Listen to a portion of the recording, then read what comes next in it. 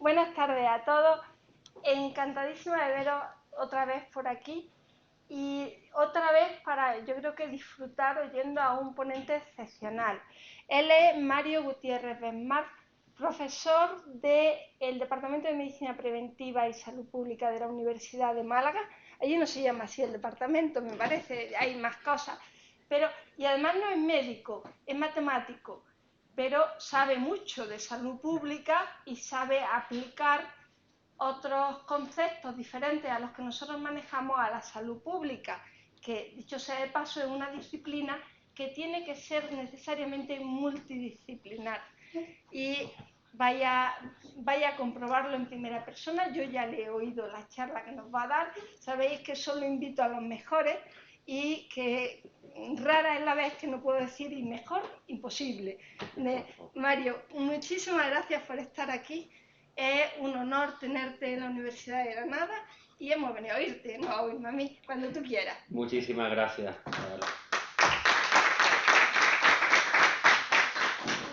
Muchas gracias a la Universidad de Granada y a la profesora doctora Aurora Bueno por la invitación a dar esta charla, esta conferencia sobre las epidemias, sobre cómo se propagan y cómo contenerlas. Las epidemias, que es algo que sí, ahora sabemos mucho de Euribor porque estamos con el Euribor, pero de las epidemias con el COVID hemos tenido 2 años y esperemos que no mucho más, no mucho tiempo más sufriéndolas, por lo menos no con las consecuencias que la hemos sufrido. A mí me gusta comenzar explicando un poco el funcionamiento del sistema sanitario, de los centros de salud, de un hospital, comparándolo con la tripulación de un barco. En un barco, cuando el tiempo está bien, ahí vemos que el barco está saliendo, cada miembro de una tripulación tiene su misión, tiene su función, la desarrolla bien si no hay ningún tipo de problema. Pues en un centro sanitario exactamente igual. Lo que pasa es que hay momentos en los que, bueno, pues se complica un poco la cosa, hay picos de enfermedad, ahora que viene el pico de la gripe, cuando hay una catástrofe, siempre hay momentos en los cuales pues el personal sanitario, todos tienen su misión, su función, cada uno de ellos muy específica, pero intentan desarrollarla y se empeñan en desarrollarla para que todo, en este caso, llegue a buen puerto. Pero es que la situación se puede tornar algo como esto. Ahí y en el sistema sanitario, como hemos visto, español y mundial. Ante esta situación, los miembros de la tripulación ya cada uno sabe lo que tiene que hacer, pero cada uno hace lo que puede. Es más, se ayudan, se prestan ayuda. El sistema sanitario se ha visto con la epidemia con COVID, se ha visto así. Se ha visto haciendo lo que podía, aguantando e intentando que la cosa no llegue a más. Pero ¿por qué se llega a esta situación? ¿Por qué se llega a esta situación ante una epidemia, ante la propagación sobre todo de una enfermedad infecciosa? Es que nos enfrentamos a un problema muy serio, y el problema serio es el crecimiento exponencial. Cuando una enfermedad infecciosa se propaga, el problema y el riesgo viene cuando esa propagación es exponencial. El crecimiento, el contagio es exponencial. Para que nos hagamos una idea un poco de qué significa un crecimiento exponencial, todos lo hemos escuchado, pero este ejemplo es muy gráfico. De toda la vida nos han dicho, si tú quieres guardar un secreto, tú no se lo cuentes a nadie. A nadie. Cállate, no se lo cuentes a nadie ese secreto. Boca cerrada y punto. Y yo, como es algo que no es muy bueno, pues me pongo como el pecador. Yo me entero de un secreto, un chisme, si me lo permite. Algo muy jugoso, que yo tengo que contar, lo tengo que contar, como sea, pero es un secreto. Y no quiero que se entere nadie. Pero bueno, yo tengo una persona de mi entera confianza que digo, si yo se lo cuento a esa persona, si se lo cuento, no va a contárselo a nadie. Me va a guardar el secreto. En resumidas cuentas, que lo sé yo, pero se lo cuento a una persona de mi total confianza. Se lo cuento. Entonces pasa un día, ya lo sabemos 2 personas. La persona a la que se lo he contado y yo. Esa persona le va a pasar lo mismo, porque todos somos personas. Y al final se lo va a contar a otra persona, al siguiente día se lo va a contar a otra persona, y al siguiente día se lo va a contar a otra persona. Y así sucesivamente. Vamos a poner un ejemplo. ¿Qué pasaría al cabo de 30 días? Más o menos un mes de 30 días, por acortar las cosas. Pues al cabo de 30 días lo sabrían 31 personas. Las 30 que se han ido enterando día a día y yo que lo sabía al principio. Imaginar que esto es mentira, es un bulo, es algo que hay que desmentir. Ha pasado un mes y lo saben 31 personas. Bueno, pues todavía se puede medianamente arreglar. Esto no es un crecimiento exponencial, esto es un crecimiento lineal, ¿vale? Uno a uno y no hay problema. Pero ocurre, y en salud pública ocurre muchas veces, que pequeños cambios individuales, pequeñas decisiones que tomamos de forma individual, afectan muchísimo a la salud pública, muchísimo. Fijar, si yo en vez de contárselo a una persona digo, bueno, ¿qué más da que yo en vez de contárselo a una persona se lo cuente a dos? El secreto, se lo voy a contar a dos personas, ¿qué más da? Individualmente el cambio es muy poco, una o dos. ¿Quién no tiene dos personas de su entera confianza? Total, que yo se lo cuento a esas dos personas, pero me van a guardar el secreto, que me creo yo que me van a guardar el secreto. Esas dos personas se las cuentan a otras dos, a otras dos, a otras dos. Individualmente, uno a uno, el cambio es muy pequeño. Yo en vez de decírselo a uno, se lo he dicho a dos. Pero, ¿qué pasa en la población? ¿Qué es lo que pasa? Pues vamos a ver. Al cabo de un día ya lo saben 3 personas. Bueno, ya tienen que pasar 4 días. Cuando pasan 4 días ya lo saben 31 personas. Tantas como lo sabían cuando había pasado un mes. Si en vez de contárselo a uno, se lo cuenta a dos. A la semana 255 personas. Ojo, si eso es mentira, ya es más complicado. Pero es que a las 2 semanas, 32.700 personas. Una barbaridad. A las 3 semanas ya vamos por más de 4 millones de personas. A las 13, todavía no hemos llegado a los 30 días eso. Y a los 30 días, más de 2.000 millones de personas se enterarían. A los 30 días. Y si eso nos parece una barbaridad, porque nos parece una barbaridad que más de 2.000 millones de personas se enteren de algo que es mentira, 2 días después, faltaría gente en el mundo para enterarse. Porque ya lo tendrían que saber más de 8.500 millones de personas. Y la población del mundo ronda los 7.500 millones. Falta gente en el mundo para enterarse a los 30 días. Si a los 32 días. Si a los 30 nos parecía una pesadilla, 2 días después nos parece algo, bueno, que todavía no era tan grave. Esto es el crecimiento exponencial. Y esto se produce, a mí más que exponencial me gusta decir explosivo. Un crecimiento exponencial en la propagación de una enfermedad es un crecimiento explosivo. Una explosión es en muy poco tiempo, en muy poco tiempo, la cosa se vuelve descontrolada. Eso es el crecimiento exponencial. Y esto es lo que pasa cuando se propaga una epidemia, que normalmente, si no se intenta contener, el crecimiento es exponencial, explosivo. Esto se aplica mucho a cuando llegan fake news, llegan bulos, llegan mentiras, a todos nos ha llegado al móvil, por WhatsApp, una imagen, un meme, un chiste, algo que es mentira. A todos nos ha llegado. Imaginar que decimos, bueno, que yo soy muy lento, yo soy muy torpe, y que tardo un minuto en reenviárselo a 2 personas, que se lo enviamos a más personas. Eso, uy, mira lo que me ha llegado, lo voy a reenviar. Pero imaginar que se lo envío a 2 personas. En cada minuto, esas se lo envían a otras dos, esas se lo envían a otras dos. En media hora faltaría gente en el mundo para que se entere. En media hora, a ese ritmo tan sumamente lento, que lo hacemos mucho más rápido, faltaría gente en el mundo. El crecimiento es exponencial.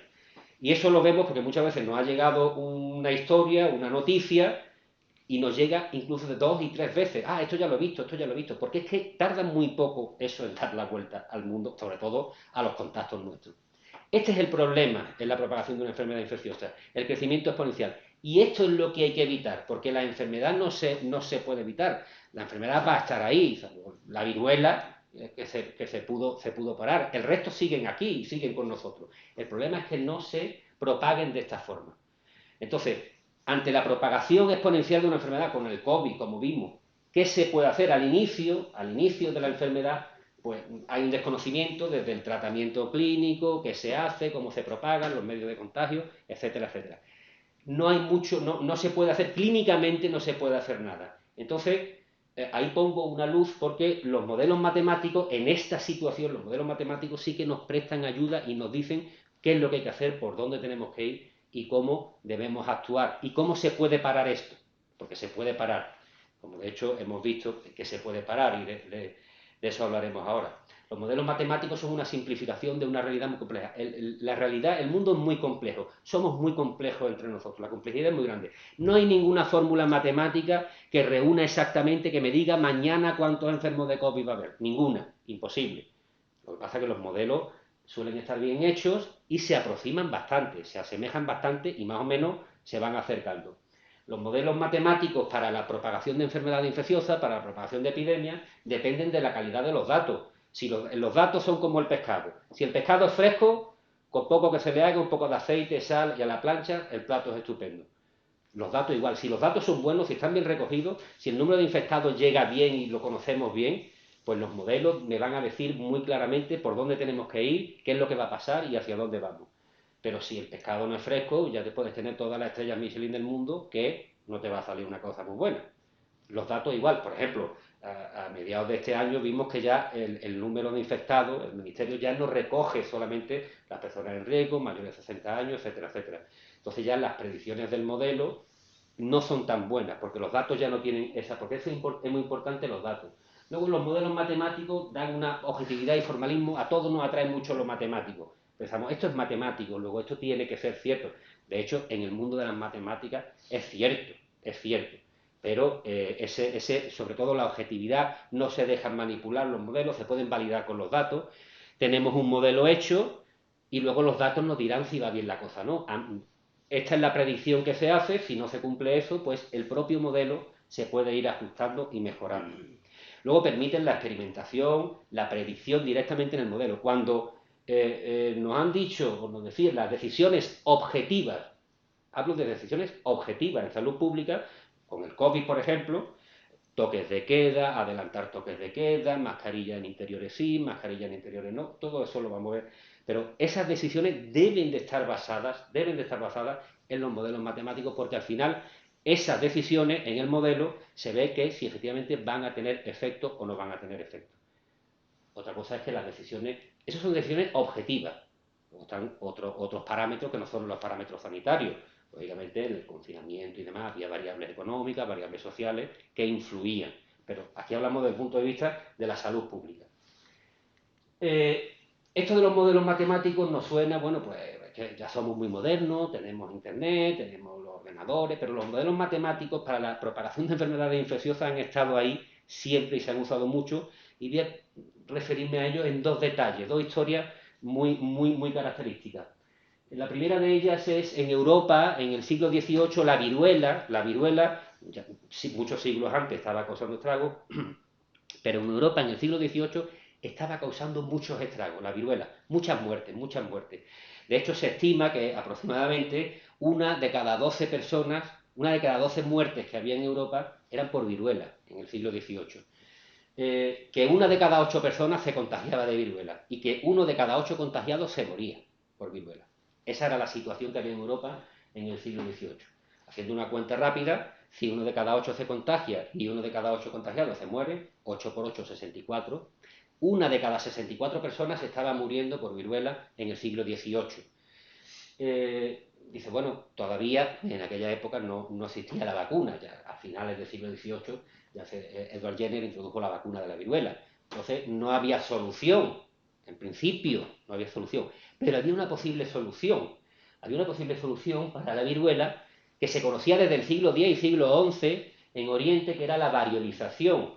La variolización consistía, hablo de posible solución, y ahora veremos por qué. La variolización consistía en coger pústulas secas de enfermos de viruela, a poder ser que no se muriesen de viruela.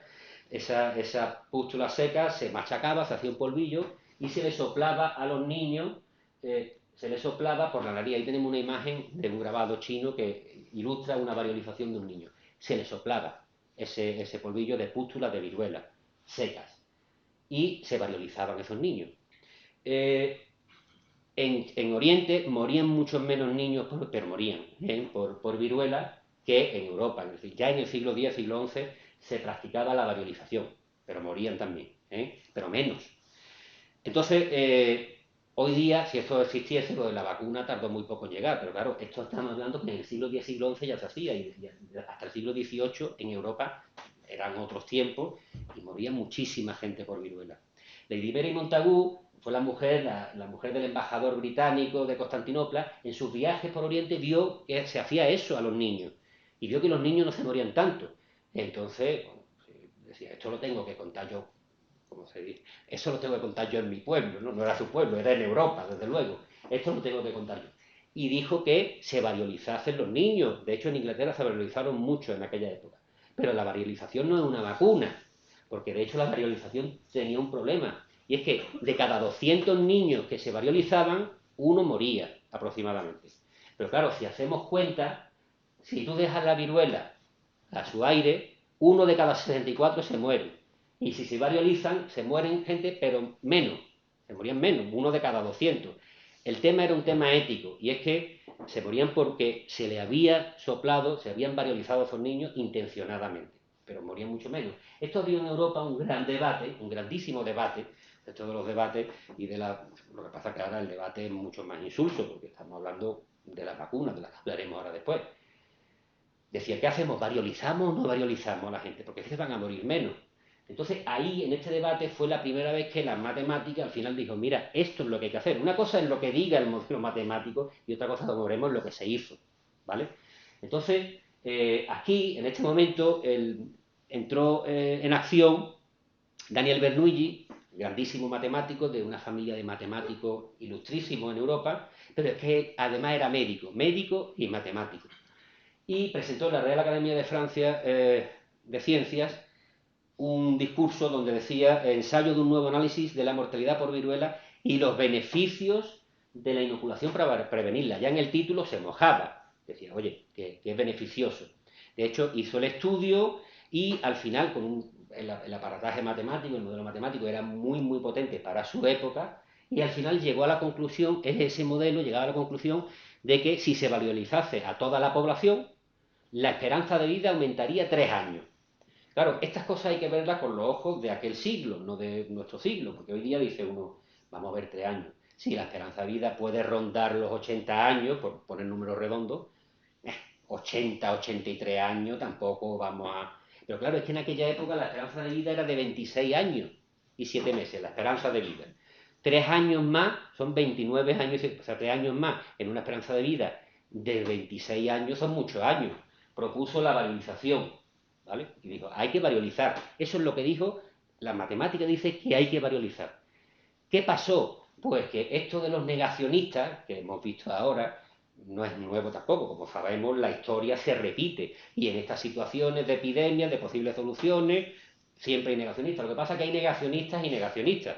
Porque en la Real Academia Francesa de Ciencias, escuchándolo, estaba D'Alembert. D'Alembert era un enciclopedista, una institución intelectual de primer orden en aquella época, y se opuso. Científicamente dijo, sí, sí, eso tiene razón, va a morir mucha menos gente.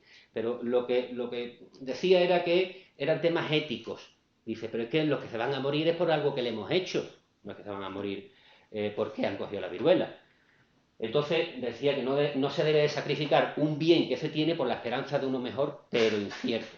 Claro, el negacionismo aquí no es lo mismo que hemos escuchado, bueno, personajes de toda índole, que el COVID no existe, tal, sin fundamento ninguno, y no puedo decir nombre, pero todos sabemos a quién nos referimos. Y a quiénes nos referimos. Esto del COVID, que son mentiras, claro. D'Alembert paró los pies por un tema ético. De todas maneras, esta propuesta no tuvo éxito porque ya unos años después, a finales del siglo XVIII, Edward Jenner ya introduce la vacuna de la viruela. Una vacuna propiamente que no tiene los efectos, como tenía la variolización, de que moría uno de cada 200 personas variolizadas. Y luego otro hecho histórico fue con la malaria. Con la malaria, Ronald Ross estaba muy interesado. Ya en 1902 recibió el Premio Nobel de Medicina por descubrir el papel que tenía el mosquito del género Anófeles en la transmisión de la malaria entre persona y persona, que picaba el mosquito y el mosquito iba transmitiendo, se infectaba de malaria e iba transmitiendo la malaria a las diferentes personas. Pero después del premio Nobel, él estaba muy interesado, de hecho, desarrolló modelos matemáticos, porque su idea era decir, no hay que matar a todos los mosquitos, no. Basta con que los mosquitos no lleguen a un umbral, a un límite. O sea, si los mosquitos no se pasan de esta cantidad, la malaria va a desaparecer.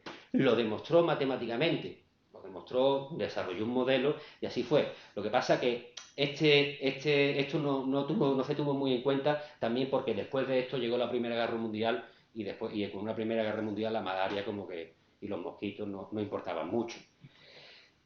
Entonces, el título de esta charla dice ¿cómo se propagan las epidemias?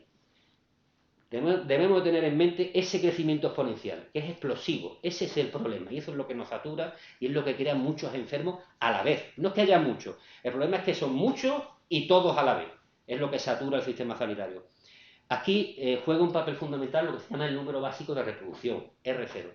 El número básico de reproducción son las personas que alguien que esté infectado y que llegue a un sitio donde todos sean susceptibles, no hay, la primera persona que, el primer caso de COVID, por ejemplo, o el primer COVID que llegó a España, el primer. El número básico de reproducción lo que mide es a cuántas personas va a infectar, va a contagiar esa persona, que llegue ahí y nadie esté contagiado. Ese es un número clave, porque recordemos que eso es a cuántas personas le vas a contar tú el secreto. Cuando tú llegas y nadie lo sabe, ¿tú a cuántas se lo vas a contar? Esa es la clave de la propagación. Esa persona en rojo, una persona infectada, y a su alrededor tiene todos que son susceptibles. Todos podemos contagiarnos al principio. Vamos a llamar contactos al número de contactos promedio que se tiene al día, las personas. Contactos son los contactos que se tienen al día. Dice, bueno, esta persona tiene más, la otra tiene menos. En promedio, los contactos que tiene una persona al día, los contactos con personas. Todos esos contactos son peligrosos, porque esa persona está infectada y todos los demás se pueden infectar. Todos esos contactos son peligrosos. Pero no siempre que una persona que tiene la enfermedad tiene un contacto con otra que la puede coger, se produce la enfermedad. Hay un riesgo. Es decir, cuando una persona tiene la enfermedad, puede ser que lo contagie o que no lo contagie. ¿Vale? En el caso de que lo contagie, vamos a llamar riesgo a la probabilidad de que se contagie esa persona. Todos hemos estado con gente que estuve con esta persona y cogí el COVID. Y dice, pues yo también estuve y yo no lo cogí. Hay un riesgo de cogerlo. Lógicamente, como ahora veremos, esas medidas son fundamentales. No es lo mismo que tú hayas llevado mascarilla que no la hayas llevado. Eso como veremos, juega mucho papel. El riesgo es el riesgo de que haya un contagio después de un contacto. Entonces, esa persona todos los días, ¿cuánta gente va a contagiar? Pues va a contagiar los contactos que tenga por la probabilidad, el riesgo de que se contagie. Todos los contactos, eso cada día. Pero es que esa persona no contagia un día, es que esa persona está una serie de días con capacidad infectiva, esos días que puede contagiar. Entonces, ese periodo también hay que tenerlo en cuenta. Por lo tanto, una persona que llegue a un sitio donde todo el mundo se puede contagiar, mientras sea capaz de contagiar, va a producir los contactos que tenga por el riesgo que haya de contagio por los días. Eso son las personas que se van a contagiar cuando llega alguien infectado y todos son susceptibles. Eso es lo que se llama el número básico de reproducción, R0. Los contactos por el riesgo por los días. Ahí no se ve lo de los días, pero el contacto por riesgo por días. Dice, bueno, esa situación es un poco extrema. Ha llegado una persona, el primer caso que llega, todos son susceptibles. Sí, pero hay veces que la situación es esta. Es decir, que una persona está infectada, pero entre todos los contactos que tiene, hay veces que tiene contacto con otro que ya está infectado, o bien tiene contacto con personas que se han recuperado y que no se van a contagiar. Y hay un porcentaje solo de esas personas que se pueden contagiar, ¿vale? Entonces, si esa persona tiene 10 contactos al día, y a lo mejor nada más que la mitad son susceptibles, el número efectivo de reproducción es multiplicar esto por los susceptibles entre la población, por ese porcentaje. Estoy viendo que no se ven algunas cosas. Ese es el número efectivo de reproducción. En España, desde que empezó el COVID, en este gráfico, desde que empezó el COVID, este es el número efectivo de reproducción. Y aquí, como veremos, hay una línea fundamental. Esto no son los contagios que hay, esto es el número de reproducción, es decir, el número que nos dice si la cosa se está propagando o no, o si lo vamos a ser capaces de contenerlo.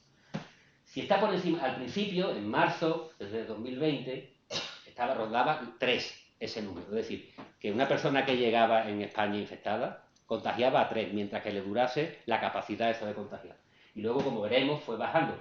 El hecho de que baje es lo que interesa, porque de eso vamos a hablar ahora. Esas son las epidemias, se propagan. ¿Por qué son importantes los números de reproducción? Por la propagación. ¿Qué pasa si el número de reproducción es 1? ¿Qué pasa cuando es 1? Cuando es 1, quiere decir que una persona que llegue a un sitio va a contagiar a otro nada más, a uno. Y que esa va a contagiar a uno, y que esa va a contagiar a uno. Esto nos está recordando el secretito. Estamos contando el secreto, pero se lo estamos contando a uno. Esa situación no es un crecimiento exponencial. No es crecimiento exponencial, por lo tanto, todavía el sistema sanitario es capaz de soportar esa situación y tratar a esos pacientes y no se satura y no hay problemas, los problemas inherentes a la infección, al COVID. Ya actualmente, como ya hablaremos, la situación de un COVID severo, el riesgo es muchísimo menor gracias a las vacunas, entre otras cosas. Pero ¿qué pasa si está por encima de 1? Como hemos visto que era 3, que estaba por encima de esa raya. ¿Qué pasa cuando está por encima de 1? Ahí es cuando tenemos el problema. Ahí es cuando tenemos el problema. Porque cuando está por encima de 1 quiere decir que tú se lo estás contando a más de 1. Si son 3, que se los cuenta a 3. Si son 7, es una locura. Entonces, aquí es donde tenemos el problema. Todo ese rato que ha estado por encima de 1, el COVID se ha ido propagando exponencialmente. Exponencialmente no es que sea mucha gente, son dos cosas. Mucha gente, muy rápido y todos a la vez. Ese es el problema, ¿vale? Entonces, aquí estamos hablando de una propagación exponencial en cuanto sube de 1. Y ha habido trozos, como ahora veremos, que ha subido de 1 y por qué ha subido de 1. Pero es que la situación puede ser mejor y es a lo que aspiramos y es a lo que se aspira en una epidemia, a que sea menor que 1, a que esté por debajo de 1. ¿Qué significa que ese número esté por debajo de 1? Pues que tú, mientras estés infectado, te vas a recuperar y no vas a ser capaz en promedio de contagiar ni siquiera a una persona, ni siquiera a uno. Esto es lo que buscamos, que tú te infectes, pero que en promedio no seas capaz de contagiar ni a una sola persona. Esa es la situación ideal. En esta situación, la propia epidemia, la propia enfermedad va a desaparecer. Ahora, ¿cuándo? Tardará. Y en el sarampión, por ejemplo, que está por debajo de 1, lleva muchísimos años, todavía está entre nosotros, etcétera, etcétera. Tarda muchísimo. Pero esa es la situación, porque la propagación no es exponencial. No es exponencial. Entonces, este es el número efectivo de reproducción.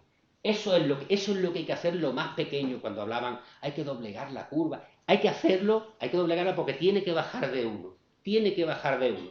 Bajar de 1 significa, yo no voy a ser capaz de contagiar ni siquiera a 1, aunque yo coja COVID, ¿vale? O cualquier otra enfermedad. ¿Cómo podemos hacer esto lo más pequeño posible? Aquí hay tres cosas.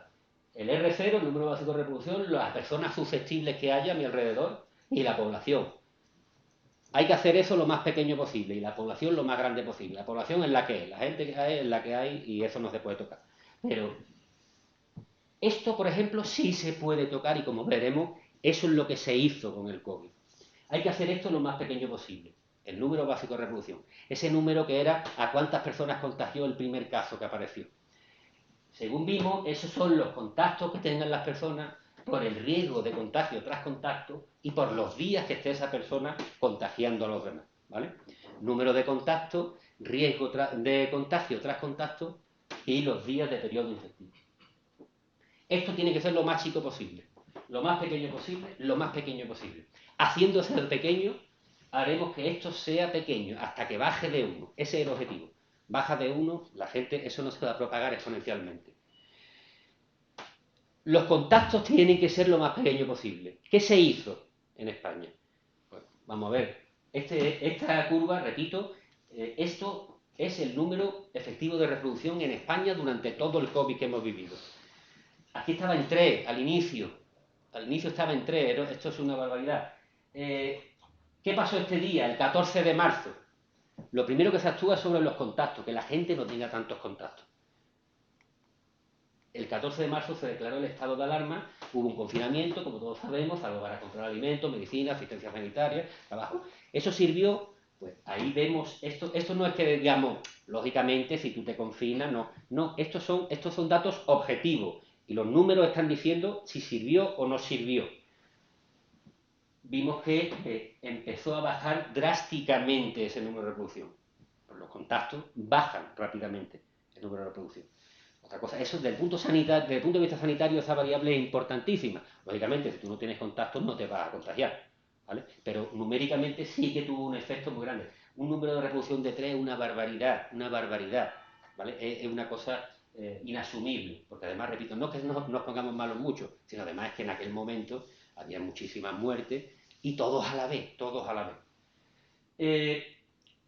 Empezó a bajar, pero el objetivo es bajarlo. Fijaros que luego empezó a bajar y estaba por debajo y ha habido periodos Luego veremos qué ha pasado ahí para que baje, sube, baje, suba.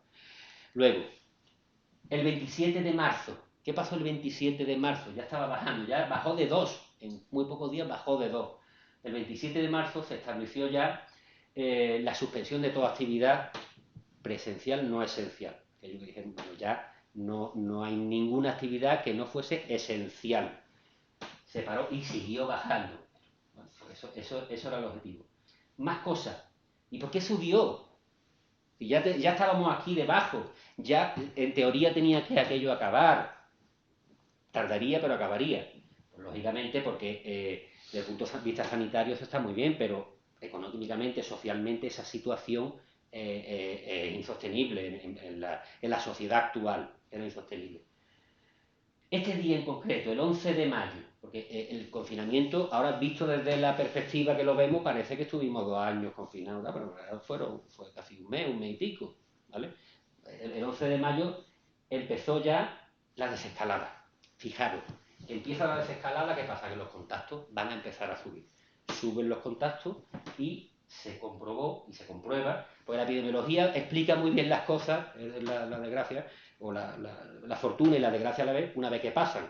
Una vez que pasan se explica muy bien, pero nadie va a decir, o sea, la epidemiología como tal, los modelos matemáticos sí que pueden decir un poco qué va a pasar. Empieza la desescalada, va esto para arriba. Aquí tenemos la frontera. Mientras estemos aquí abajo, el crecimiento no era exponencial, no era exponencial. Bueno, pero es que aquí pasó otra cosa. Aquí estábamos ya en 0,79, aquí 0,79 por debajo de 1, bien, aquí ya estamos en fase 3 de desescalada. Esto tuvo unos altibajos porque la desescalada no fue igual en toda España. Había zonas que la desescalada era mayor, menor, aquí en esta ciudad estamos en fase 2, fase 3, y aquí hubo altibajos. Pero es que la cosa siguió subiendo. Y el punto crítico es este punto. Y además fue ese día, justamente ese día, el 21 de junio del año 2020. Ahí estábamos en 1 ya estamos en el 1. Como pasemos el 1, ya estamos en crecimiento exponencial. Pero ¿qué pasó ese día? ¿Qué pasó ese día? Que de ahí ya no hay quien nos paró. Pues llegó la famosa, ese día además fue aprobada, la famosa nueva normalidad. Nueva normalidad, entramos en nueva normalidad, bueno, hay que entrar en nueva normalidad, pero es que ese día, claro, ya, esto ya lo... Adiós. A ver, que le he dado donde no es. En la nueva normalidad, este día, ya vemos aquí que los contactos empezaron a subir y subieron. Nueva normalidad, alegría y estupendo. Pero el R se va para arriba. Fue para arriba ese día justamente. Eso con respecto a los contactos. Pero ¿y el riesgo? Porque todos nos preguntamos. Porque claro, los contactos económicamente, actuar sobre los contactos tiene una contraprestación que no es asumible. Los comerciantes, lógicamente, y demás, la gente tiene que vivir, eso está claro. Pero ahí hay 3 patas en ese banco. Los contactos, el riesgo y los días. O sea, si ya los contactos no podemos hacer nada, ¿se puede hacer algo con los días, sí, con el riesgo? ¿Sirve de algo actuar sobre el riesgo de contagio? ¿Sirve de algo? Pues en el caso del COVID, el riesgo, dice, tú vas a tener contacto con la gente. Bueno, pues ponte mascarilla. Aquí hablaban de mascarilla, distancia interpersonal, lavado de manos, etcétera, etcétera. Ya le he dado donde lo es. Es que este no es el mío. Y, no sé, y le doy a los botones que no son. ¿Cómo podemos ver si la mascarilla hizo o no hizo? Bueno, hace. Bueno, eso, numéricamente, hace. ¿Vale? Pero numéricamente se vio que efectivamente, igual que cuando entramos a la nueva normalidad, subimos de 1 ese mismo día. La mascarilla lo que podemos hacer es, ¿qué hito se hizo con las mascarillas? Mirad, el 20 de abril en concreto. El 20 de abril ocurrió una cosa. El 20 de abril se puso ya el fin de las mascarillas en los interiores, ¿vale? El fin de las mascarillas en los interiores, salvo en centros sociosanitarios y en los transportes públicos, y ahí sí que vemos que ahí estaba en 1,03, y esto desde este año en abril subió el R, ¿vale? El número de reproducción subió. Fin de la mascarilla en el interior. Y luego sobre los días, ¿qué podemos hacer sobre los días que está una persona contagiando? Uno diría, bueno, eso es que depende de la enfermedad. La historia natural de la enfermedad tiene unos engranajes que hacen que una persona, pues, ¿cuántos días soy capaz yo de contagiar con el COVID? 6, 10, 5, los que sean.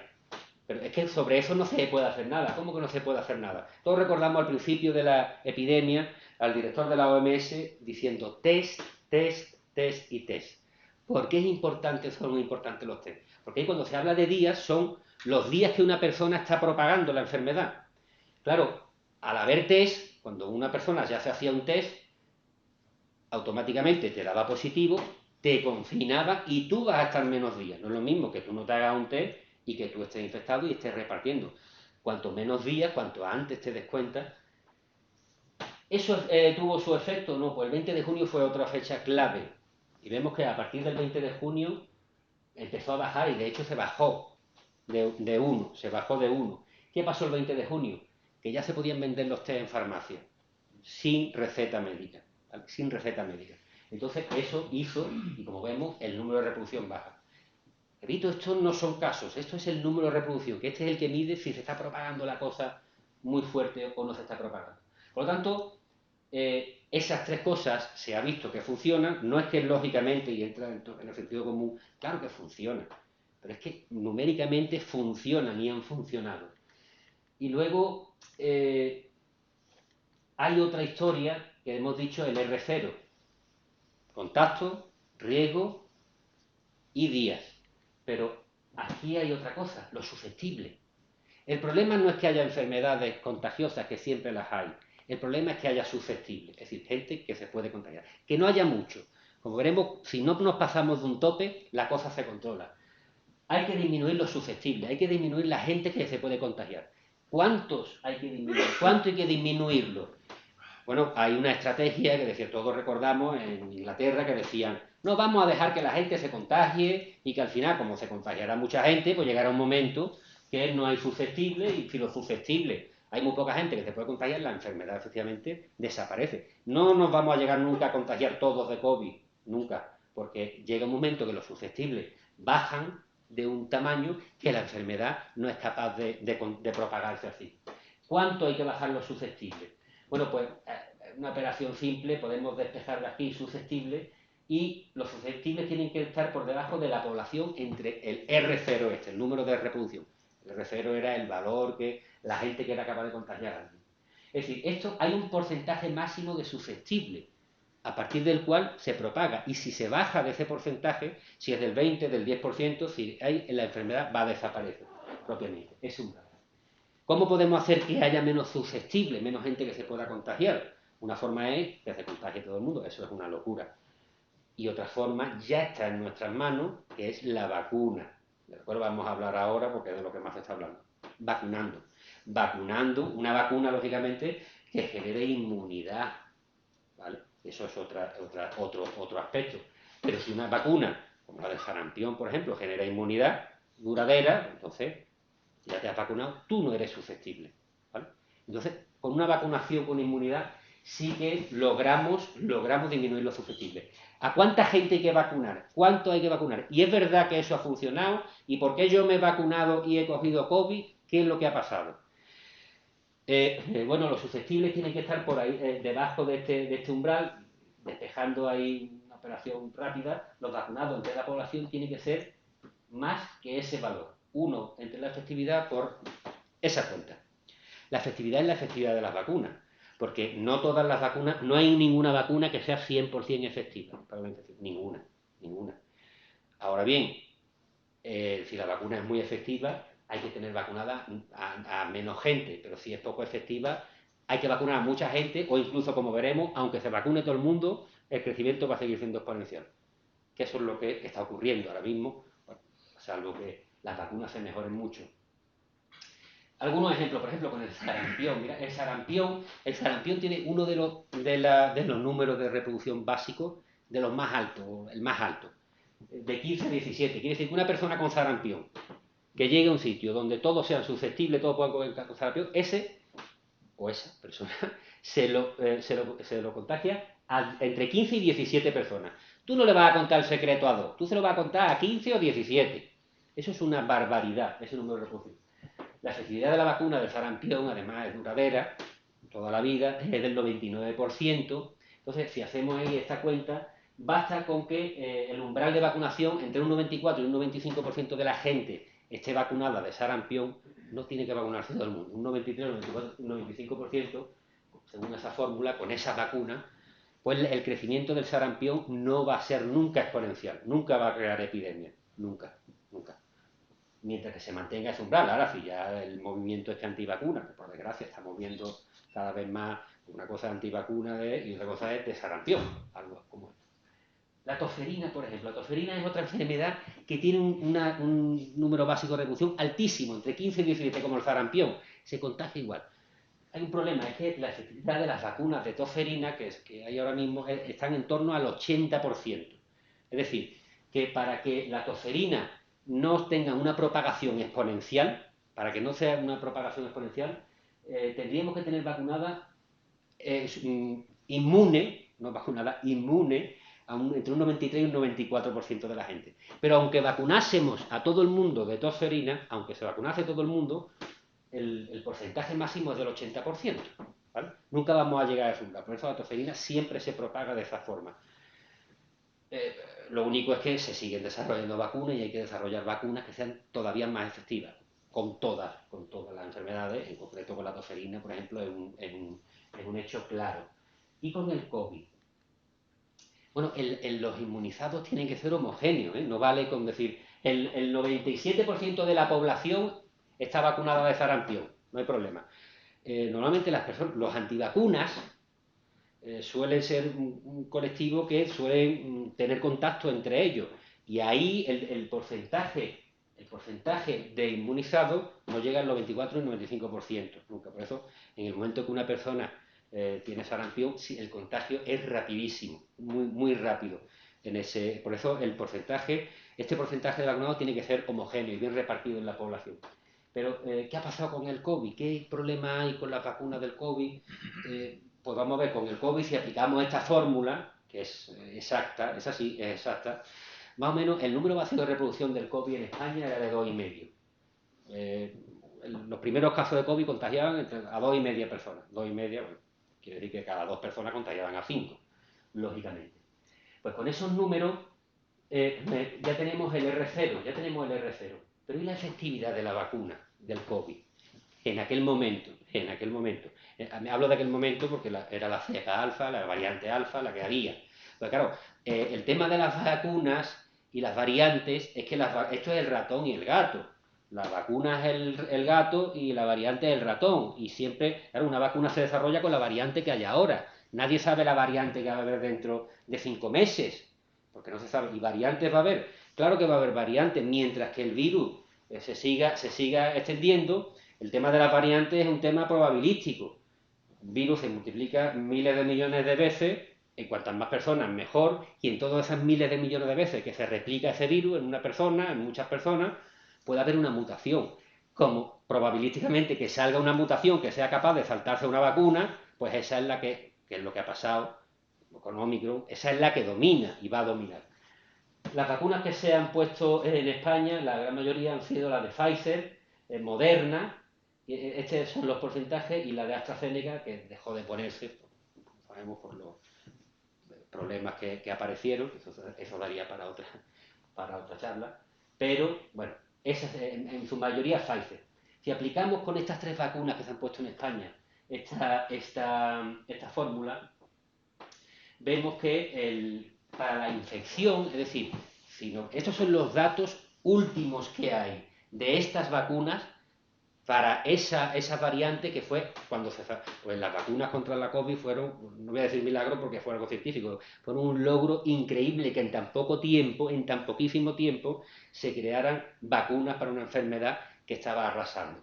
Entonces, para esa cepa, la protección, la de AstraZeneca, la de Moderna, y vamos a quedarnos con estas 3, que son las 3 que se han puesto más en España, la protección frente a infección, la inmunidad, era de un 63%, estos son los datos últimos y más fiables, de un 63% AstraZeneca, tampoco es que fuera el 90%, un 92% la de Moderna, ¿verdad? Para la primera variante, por eso hablamos de la variante ancestral, la variante alfa, la primera que circuló, y un 86% de Pfizer. La de Moderna, para esa variante sí tenía, de hecho, es la que ha arrojado mejores resultados de inmunidad. Un 86%, ¿vale?, de inmunidad. Con esos números, ¿a cuánta gente habría que vacunar en España para llegar a esa inmunidad de grupo, mal llamada inmunidad de rebaño, que es el umbral que hay que haber para que los susceptibles no haya tanto y que el crecimiento no sea exponencial? Un 95% con AstraZeneca, mucha gente con AstraZeneca, o un 65%, o con Pfizer un 70%. Por eso se hablaba del 70%, el 70%, porque la que más se ponía era Pfizer. Un 70%. Una vez que estén vacunados un 70%, ya debería el R, el número de reproducción bajar de 1, porque al final lo que se quiere es que baje de 1, que baje de 1. Y bajó, vamos a ver. En diciembre de 2020, todos asistimos, contentísimos, esperando que nos iba a tocar, después de que vimos eso, la primera persona que se vacunó en España, en diciembre de 2020. El 1 de septiembre ya se llegó al 70% con vacuna completa, es decir, la pauta que decían los Pfizer, Moderna, 2 dosis, un 70% tenía la vacuna completa, teníamos la vacuna completa, 2 dosis. Ya está, ya hemos llegado. Mirad, estábamos además en un momento muy bueno, buenísimo, estábamos por debajo de 1. Qué bien, qué bien. Estamos por debajo de 1 y además el 70% se ha vacunado, nos vamos a ir hacia abajo ya, pero vamos, a toda velocidad. Pero ¿qué narices pasó? En vez de irnos a 1, es que empezó a crecer el R. Subió de 1, estábamos además aquí cuando llegamos al 70%. Subió y se puso, claro que se puso, ni en las olas anteriores se puso el R tan alto. No como aquí al principio, que todos éramos susceptibles, no había mascarillas ni nada, y aquello era una locura, pero se puso muy alto. ¿Qué es lo que ha pasado ahí? ¿Qué es lo que pasó? ¿Por qué sube si ya hay todos los vacunados, teníamos la inmunidad de grupo y todo estaba muy bien? Por esto, por las dichosas variantes, ¿vale? Estos son, en azul está la variante al principio, la variante alfa, la variante primera. La variante alfa, cuanto más grande sea la barra, quiere decir que es la variante principal, que esa variante se multiplica y es capaz de que las otras las deja a un lado y es la que... Luego vino la variante delta. Con la variante delta ocurrió una cosa, que las vacunas esas, aunque se desarrollaron para la variante alfa, también eran casi igual de efectivas con la variante delta. Y por eso no... Pero es que finales de 2021, principios de 2022, llegó Omicron. Y Omicron fue capaz y es capaz de saltarse la inmunidad en un porcentaje muy grande de las vacunas que había desarrolladas. Porque esto es el gato y el ratón. La vacuna se desarrolla para una variante, como salgan nuevas variantes que sean capaces de saltarse la vacuna, empieza a propagarse. De hecho, ahí lo pillamos casi todo. Yo me pongo el primero, yo tenía mis 3 dosis, yo no había pillado COVID, yo estaba, bueno, pues bien, contento, y con Omicron, y mucha gente que conocemos, estando vacunado, se contagió de COVID. Porque Omicron, además, el crecimiento de Omicron, esto son semanas, cada barra es una semana. En 2 semanas ya se hizo la reina Omicron. De todos los análisis que se hacían, de todos los estudios, era la variante principal. Y ahí llegó Omicron, ¿vale? Y por eso subió tantísimo. Muchísimas personas que no se habían contagiado con Omicron se contagiaron aún estando vacunadas. ¿Por qué? Porque fíjate, las vacunas que teníamos, AstraZeneca, Moderna y Pfizer, la de Johnson también está aquí, ¿cómo eran de potentes para parar? Porque antes estábamos hablando de un 80-90% para la infección. Pues se llegaba a un 36%, un 48%, un 44%, es decir, es más probable que te contagies que no te contagies. No llegaban ni al 50% de contención. Si tú lanzas una moneda, es más ni lanzando unas monedas. Es decir, la protección que había para Omicron con esas vacunas no era suficiente y por eso, al final, esa situación lo que hizo es que como si empezase todo de nuevo, como si no, y además aquí ya no había mascarillas del interior, no había nada, ¿vale? Entonces no había medidas de contención del otro tipo y eso es lo que pasó. ¿A cuánta gente habría que vacunar? Dice, bueno, podemos pensar, es que hay que ver, es que hay antivacunas, es que no se ha vacunado todo el mundo. ¿A cuánta gente, si aplicamos esa fórmula, que es real, habría que vacunar a un 167, un 125, un 136%? Es decir, a más gente de la que existe.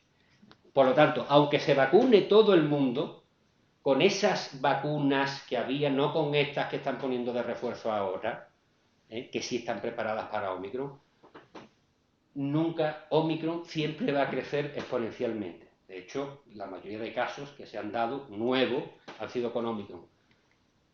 Con las vacunas actuales, esas, con las de ahora no, con las que están poniendo de refuerzo no, porque Omicron se la salta en un porcentaje muy alto, tan alto, bueno, puede ser que no te contagie, pero es del 44%. Si el 44% quiere decir que lo más probable, es más probable que te contagie a que no te contagie. Y con las otras todavía más bajo. Pero entonces las vacunas no sirven para nada. Momento. Eso no estamos diciendo. Estamos diciendo que esas vacunas originales no detenían la propagación. Pero no estamos diciendo que no sirvan para nada. Al contrario. Una cosa es la protección frente a la infección, que yo no me infecte. Yo, por ejemplo, el COVID que tuve fue asintomático, fue casual, porque mi hija cogió COVID, un pequeño catarro, dio positivo hace ya meses. Y yo me hice un test y di positivo y fui asintomático. No tuve ningún tipo de efecto. Una cosa es la protección frente a la infección, que es muy baja, pero y otra cosa es la protección frente a la enfermedad severa y la muerte, porque aquí el problema es que había muerto y se está muriendo mucha gente. Y cogían enfermedad severa muchísima gente.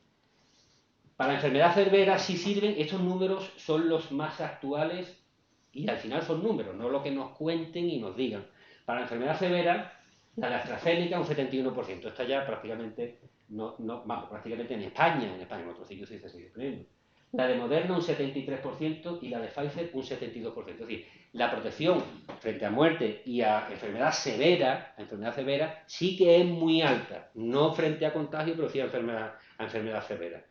Es decir, que no es que no sirva, claro que sirve, sirve para lo que no es para evitar la infección, pero sí para lo que por lo menos para el efecto tan perjudicial del COVID. Y no hay más ciego que el que no quiere ver.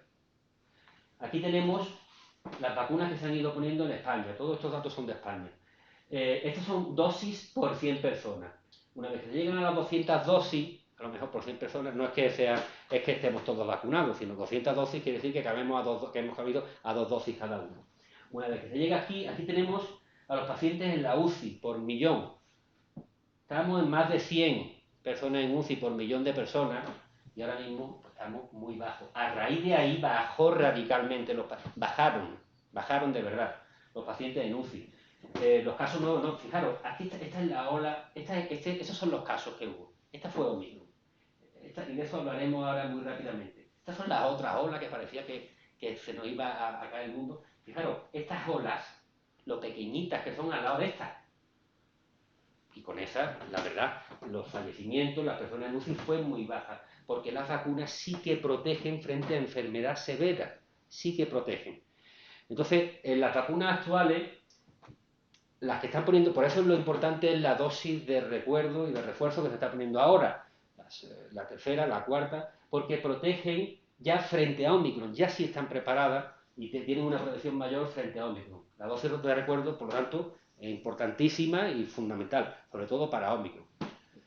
Y de hecho acaba a principios de este mes un informe de Andavac, que es el grupo de vacunas de Andalucía, donde se informa de que las personas que tienen ya 2 dosis de recuerdo, es decir, 4 dosis, ¿vale? Las 2 que nos pusieron, otra de recuerdo y otra que se está poniendo ahora, tienen 3 veces menos riesgo de muerte por COVID que los que tenemos una dosis de recuerdo nada más. A ver, a mí cuando me toque, desde luego, me pongo el primero.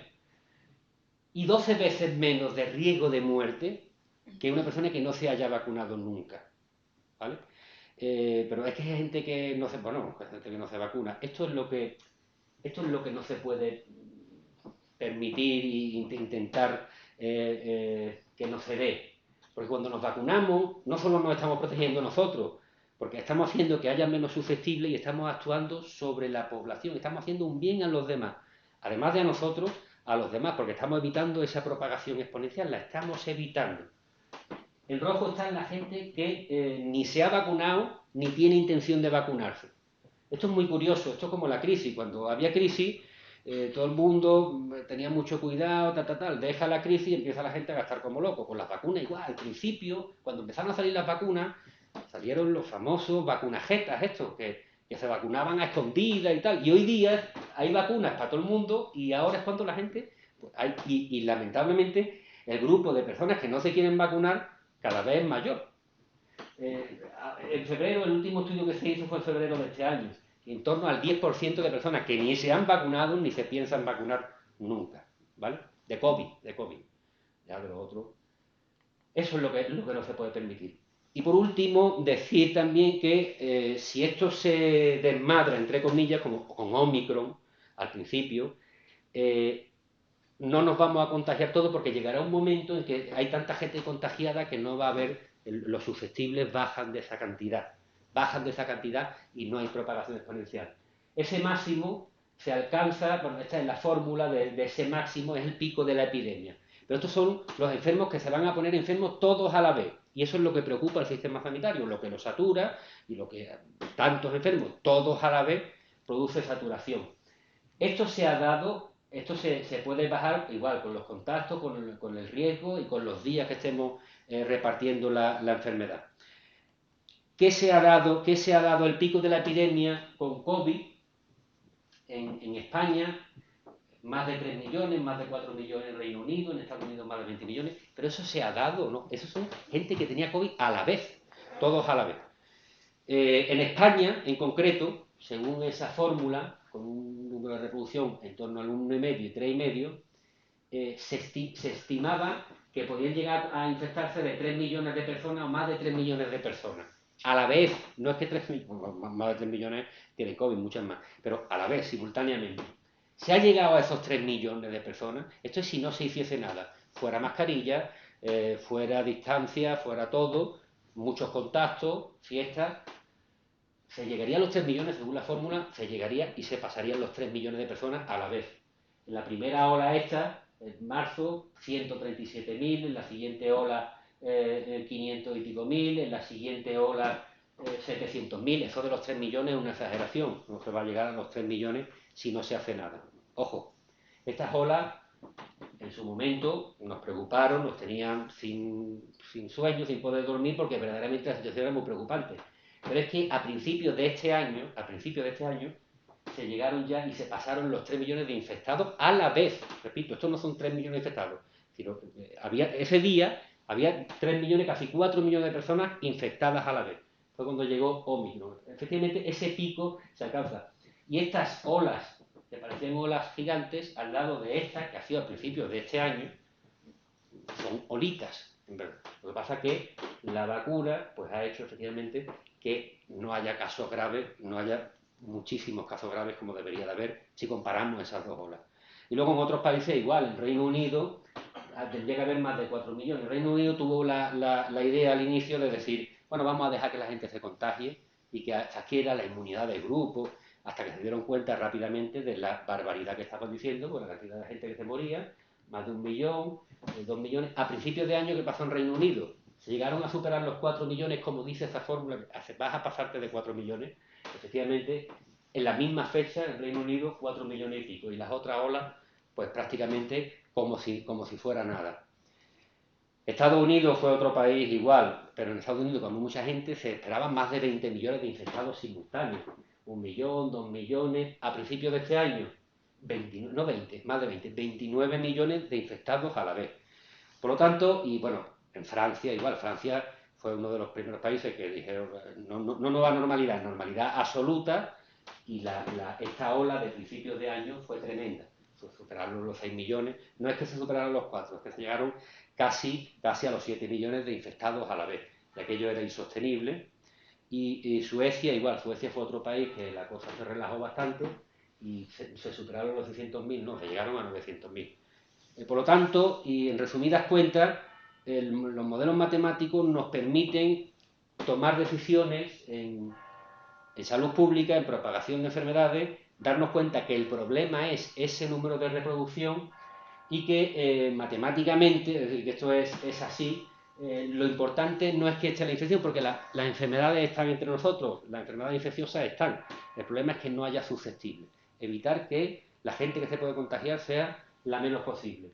Cuando cuando nos vacunamos, no solo nos protegemos a nosotros, sino que estamos actuando en bien de la comunidad, porque estamos haciendo que haya menos susceptibles y que al final la enfermedad desaparezca. Al ritmo que vamos es complicado, es muy complicado. Y que luego, aunque la enfermedad se propague de forma exponencial, el número de infectados va a llegar siempre a un tope y luego va a empezar a bajar. Pero ese tope es tan sumamente alto que el sistema sanitario no lo va a poder asumir nunca, nunca. Y nada, muchas gracias y con esto se concluye.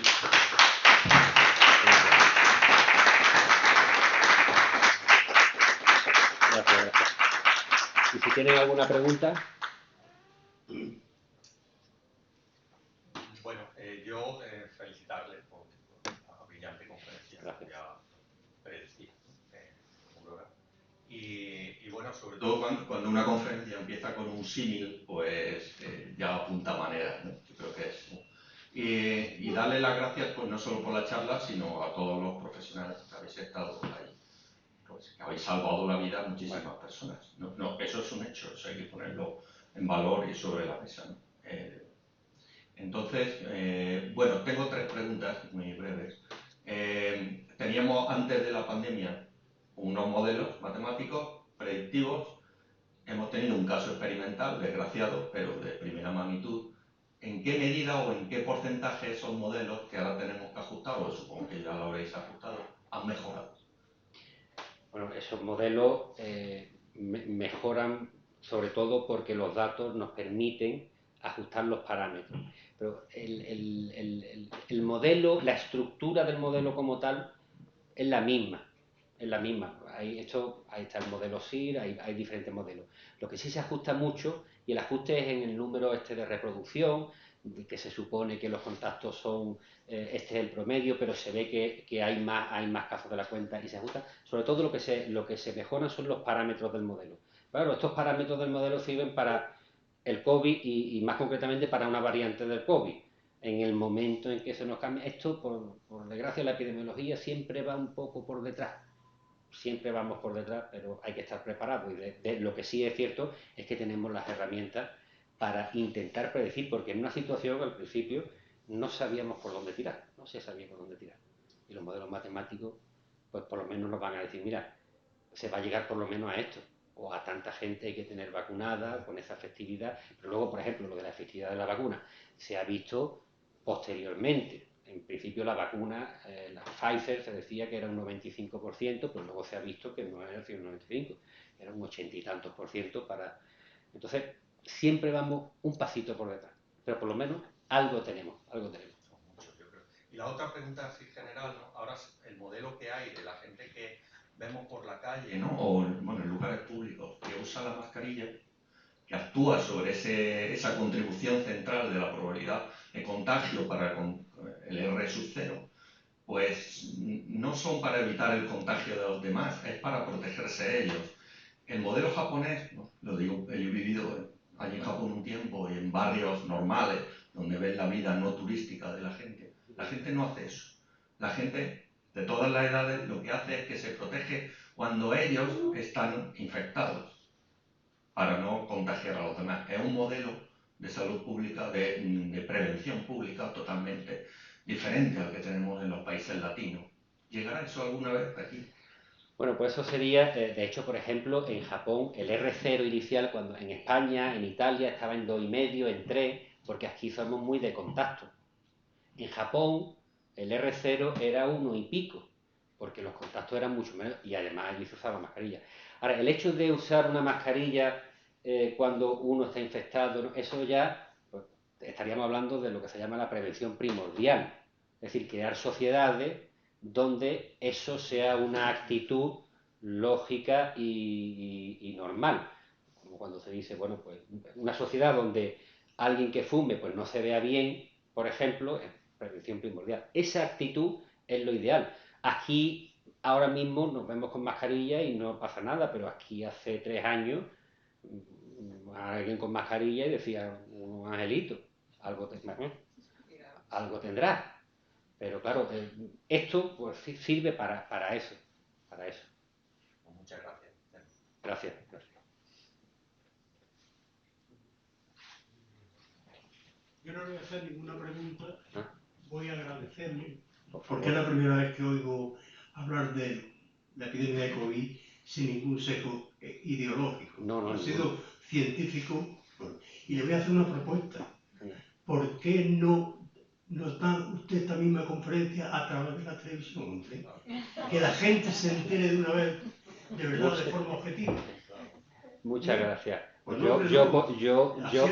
así la conciencia es que, hombre, uno tiene contactos de todo tipo, ¿no? Y con un nivel de información y de cultura alta y tal, y sin embargo hay reticencia y ahí usted ha demostrado muchos argumentos para vencer algunas resistencias que uno se encuentra en la vida. De manera que si eso llegara a un gran público, creo que haría usted un gran beneficio a la humanidad. Muchísimas gracias. Yo encantadísimo de hacer eso, porque entre las funciones que tenemos, porque nosotros nos dedicamos a investigar, pero la investigación no se centra solo en hacer esto, publicar un artículo y dejarlo. Lo importante es la transmisión de eso, y lo encantadísimo de que nos demos cuenta, porque no lo digo yo, porque todo es que lo dicen los números. No he hablado yo, hemos visto el gráfico, hemos visto lo que ha pasado y hemos visto que eso es así. Lógicamente el confinamiento ha hecho mucho, pero las mascarillas también, las test también, pero es que han hecho eso. Entonces, esto cuanto más gente, porque por desgracia la información y hay una desinformación, todo el mundo opina, todo el mundo habla, y yo muchas veces digo, pero bueno, esto ¿a dónde vamos a llegar?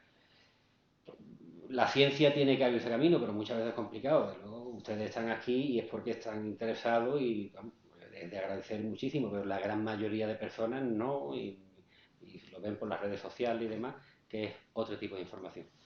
Yo quería comentar, darle paso la palabra, que no tenemos capacidad para llevarlo a televisión, pero que está quedándose grabado, se va a quedar en el canal YouTube de La Madraza, y como vosotros accedéis periódicamente, pues podéis difundirlo. Yo te digo eso, lo pasaré a mis alumnos a través de la plataforma, son alumnos de medicina y creo que les va a venir estupendamente. Ya que lo vean o no, es necesario. No, yo solamente era apoyar lo que ha dicho el compañero. Lo que ha dicho. Y entonces lo consideraba bastante importante esa divulgación, porque hay otra en sentido tan negativo como la divulgada por el escritor José Manuel Prada. No sé si lo conocen. A él sí, pero lo que ha divulgado, por eso digo, escucha uno tantas lo que cosas. ha divulgado concretamente, lo voy a ver, y además está, perdón, ¿quién coja? ¿Dice Juan Manuel de Prada o José Manuel? Juan Manuel. Juan Manuel de Prada, que dice, un escándalo silenciado, las terapias génicas nunca detuvieron la transmisión del virus. Pero vamos a ver. Y además hace un artículo tremendo. Claro, y habrá hecho 2 tesis doctorales, seguro, bueno, por favor. Pero eso es como cuando escuchábamos a un cantante bandido, ¿no?, decir que el COVID no existe. Entonces, pues entonces se está muriendo la gente de otra cosa y no será COVID.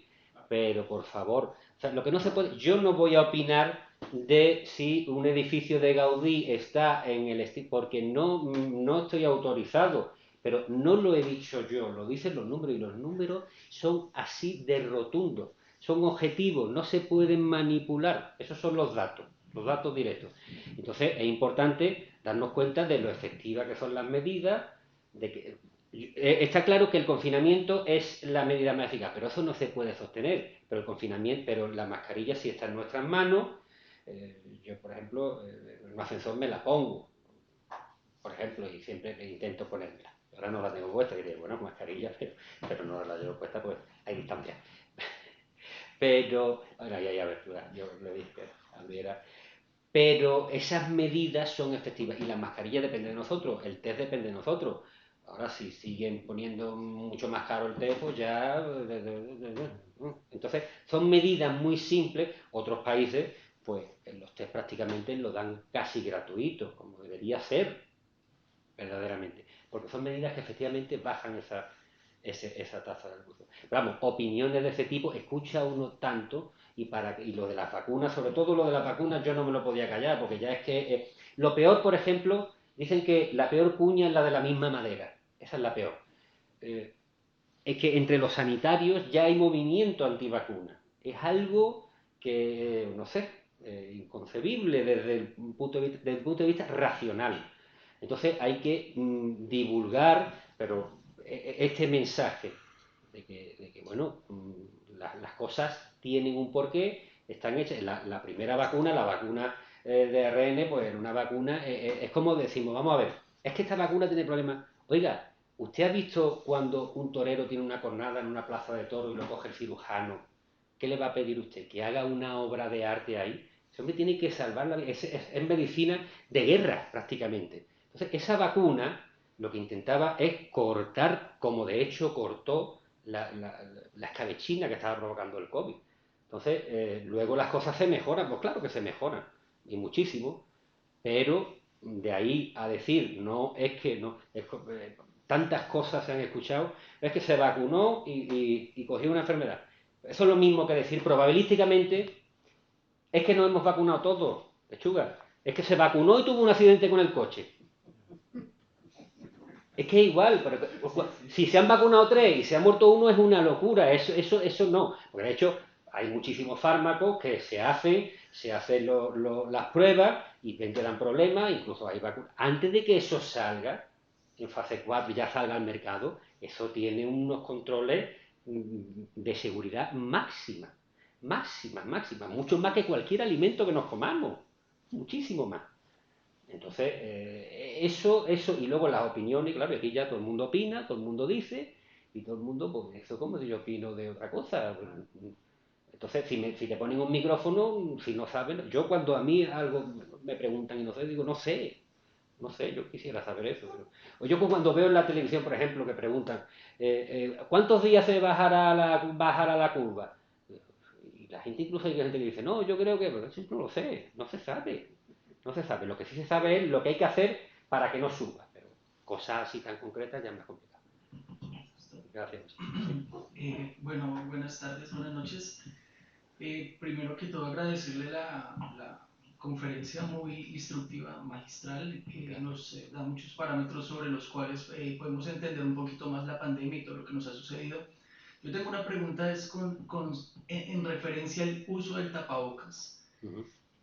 Porque, pues bueno, yo les comento, yo soy colombiano, yo vengo de Colombia, estoy haciendo unas pasantías acá en este momento en la universidad, y cuando se dice desde el gobierno hay que usar tapabocas, o cuando se dice, digamos, desde las instancias que dirigen estas medidas, ya se restringe el uso del tapabocas a ciertos espacios, da la impresión de que como que se pone a prueba el sistema sanitario. Me explico de cierta manera, es decir, se han bajado el R0, los componentes del R0 se han bajado, hay una variante dominante en este momento, podemos darnos el lujo de decirle a la gente, deje de usar el tapabocas como por poner a prueba, es decir, para que domine esa variante sea la predominante efectivamente, y como sabemos las vacunas tienen cierto tiempo de efectividad.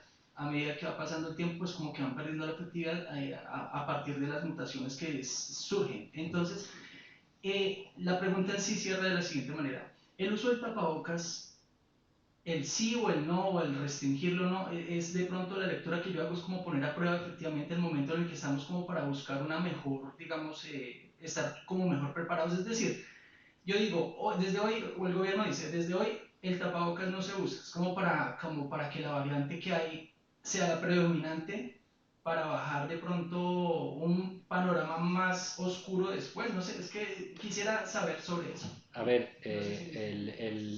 el uso de la mascarilla verdaderamente hace efecto, y el efecto se ve que lo tiene. Eso es como si decir, poniendo un símil, porque algo parecido también pasó con el SIDA a principios de los años 80, que eso fue y se dijo relaciones sexuales con desconocidos o con personas no muy conocidas, a nadie se le ocurre decir, no, ya a partir de ahora sin preservativo. No, no, porque es una medida que disminuye el riesgo tras un contacto directo. Entonces, lo de la mascarilla, que se quite, la mascarilla prácticamente se ha quitado, salvo en centros sanitarios, como es lógico. Pero claro, la mascarilla es una decisión personal de cada uno de nosotros. Entonces, a mí me pueden decir que no la use, que la use, que hagan, pero yo la usaré o no la usaré, como decía el compañero, que en Japón la gente la usa. Tú la puedes usar de dos formas, o bien egoístamente, para no ponerte, o bien ya de una forma altruista y fantástica, cuando estás contagiado y no quieres contagiar. Pero el hecho de quitar las mascarillas, de hecho de hecho cuando se eliminaron las mascarillas de los interiores, el número de reproducción sube. Lo que pasa es que hoy día ya con las vacunas, con la situación, la cosa se va a mejorar, pero cuando decían lo de gripalizar, pues al final eso, igual todos nos vacunamos de gripe y cogemos la gripe un año, pues pasa lo mismo. La gripe es otro virus que es muy puñetero en el sentido de crear mutaciones, y la vacuna de la gripe se hace en función de la cepa que había antes del año pasado. Esto es así de claro y nadie sabe qué cepa va a venir ahora. Nadie lo sabe y ese es el problema que tenemos. Y el uso de la mascarilla, lo bueno es que es una decisión personal. Eso es como el voto, personal y transferible. Tú haces lo que tú quieras. Si tú te la pones, pues mejor. Si se crean sociedades en las cuales eso se ve normal, pues mucho mejor. Cuanto más mascarillas, pues ¿qué pasó el año pasado? Que la gripe prácticamente no había. ¿Por qué? Porque todo el mundo iba con mascarilla. Entonces eso es algo muy, muy, muy... Y lo bueno de la mascarilla es que es personal. Que no nos pueden decir sí o no. Nos pueden decir, nos pueden decir. Pero otra cosa es personalmente lo que cada uno conciencia. Este tipo de cosas pues te están mostrando que eso sirve y que no es tan doloroso, no es un confinamiento. Yo lo que he entendido de él es que si el gobierno manipula la información para mantener una cepa, que es una variante, la Omicron. Ahora, no os pongáis mascarilla y ahora mantenemos la Omicron. Es que si no nos ponemos mascarilla, si ya no se ponen mascarillas, no es que es la Omicron, es que la Omicron va a mutar. Porque cuantas más infecciones haya, es un tema de probabilidad. Son miles de millones de réplicas de ese virus. En algún momento ese ADN tiene una mutación que puede hacer que se muera el virus, pero que puede hacer que ese virus cree... Además, los virus es un tema de probabilidad. Tantos miles de millones de réplicas, y como salga alguna que se salte la vacuna, pues ahí la tenemos. Hombre, eso yo no lo sé, yo no creo, vamos, eso es tanto como decir, vamos, eso es como decir si este hombre de Rusia voy a darle el botoncito para que tal. Pues veremos a ver. No creo, no creo. No entra dentro de mí, pero vamos. Es un modelo matemático. No, los modelos matemáticos de luego te dicen todo lo contrario, todo lo contrario. Pero claro, ya está uno viendo tantas cosas que ya uno no se asusta de nada, ¿no? Ya me lo permite, pero vamos, esto es así. Solamente que con este conocimiento, que por lo menos seamos conscientes de que eso es así, está sirviendo lo que hacemos y que muchas de las cosas dependen de nosotros. Y que no sé cómo estamos de vacunas, pero la cuarta dosis, ya estas dosis que están poniendo sí que están preparadas para la Omicron, sí que están preparadas, ¿eh? Es una medida. Pues si no hay más preguntas, darle las gracias. Creo que se ha ganado un aplauso tremendo, magnífico, Mario. Muchísimas gracias. Gracias.